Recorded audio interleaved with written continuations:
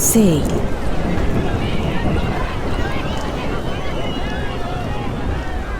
سالان سال بعد زمین سر آدمان زیاده بستید. اوشن خیلی خشن و شروره بستید. بزین خدا تصمیم بگیفت که تمام زمین ایتا پیل سیل مرن نابوده کن.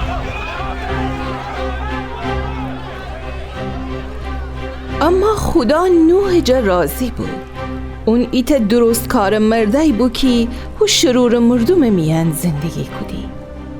خدا نوح جا خود تصمیم و توفان و سکودن جا و خبره کد. اون نوح دستور بده ایتا پیل کشتی چکونه. خدا نوح بفرماست که کشتی 140 متر درازا مره، 23 متر پهنا مره و 13.5 متر بلندا مره چکونه. نوح بایستی کشتی سرودار چوب مره 3 طبقه بسخته بی. کشتی وسی سقف ایتا عالم اتاق و ایتا درجک بدشته بی. کشتی انواسی چکوده بسته بو که نوح با اون اهل و عیال به خشکی حیوانان ره سیل جا ایتا امن جگا ببه. نوح خدا جا اطاعت بکود.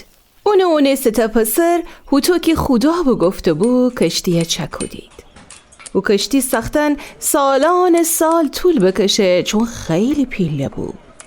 نوح مردم ایشتف بده که سیل خیبه و اوشن ویسی خدا طرف بگردید، اما اوشن نوح گبن باور نکدید.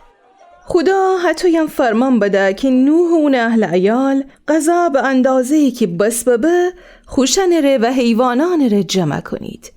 وقتی همه چی حاضر بسته، خدا نوح بفرماست حس او زمات فرسه که او 8 نفر یعنی اون زن، اون 3 پسرن و اون عروسن کشتی درون بشید. خدا جهر نوع ایوان و پرنده ایت جفت نر و ماده نوح روسه کد که اوشم بتنید کشتی درون بشید تا سیل زمات در امان ببید. حتی یم خدا 7 جفت نر و ماده جا تمام ایوانانی که حلال بید اوسه کده که اوشن قربانی را استفاده بکنید.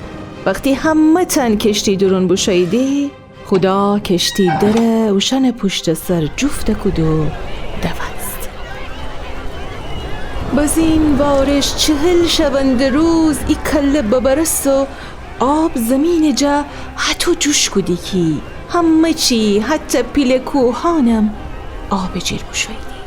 تمام موجودانی که خشکی سر زندگی کدند بید هلاک بستید، جه غیر انسانان و حیوانان کشتی درون.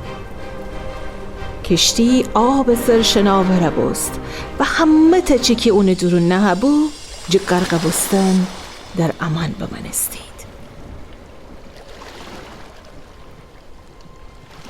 بز اینکه ورش بیسه کشتی 5 ماه آب سر شناور بود و هم مدت درون آب بجیر شونه شروع بکود. بز این ایتا روز کشتی ایتا کوه سر بیسه، اما دنیا هنوز آب جیر نه بود. 3 ماه بزین کوه قلیان نمایان باست. بزین 40 روز که بگذشته نوحی تا کلچه او سکود تا واموجه بیدین زمین خشک بسته یا نه. کلچ پرواز بکود اما هیچ خشک جیگایی نیفته. بزین نوح ایتا کوتر او سکود اما کوترم نتن از خشک زمین بیافه، پس وگردست نوح ورجه. ایتا هفته بعد نوح هو کوتر او سکود و ای دفعه کوتر ایتا تازه زیتون ولگ مرا وگردست. آب بینیشته بو و گیاهان رشد بکوده بید. نوح ایتا هفته ده رفا بسه و هو کوتر 3 بارو سکود. ایتا بار کوتر ونگردست. زمین آب خشک بسته بو و کوتر ایتا جیگا خور خشک زمین سر بیافته بو.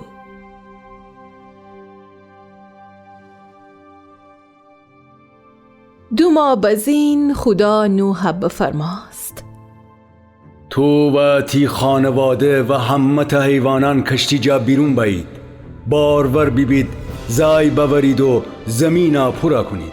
و بزین نوح و نهد ایال کشتی جا بیرون بمایید.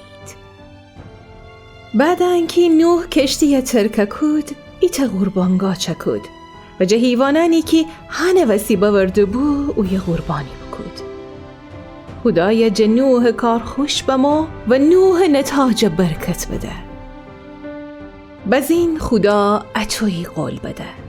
ای بارده زمین انسانان شرشور اعمال وسی سین مرا نابودا نکنم. هرچند انسان دل جهوز زاکی آلوده به گناه. بزین خداوند خو قول سبنشن اولی یالمند آسمان درون نمایان بکود.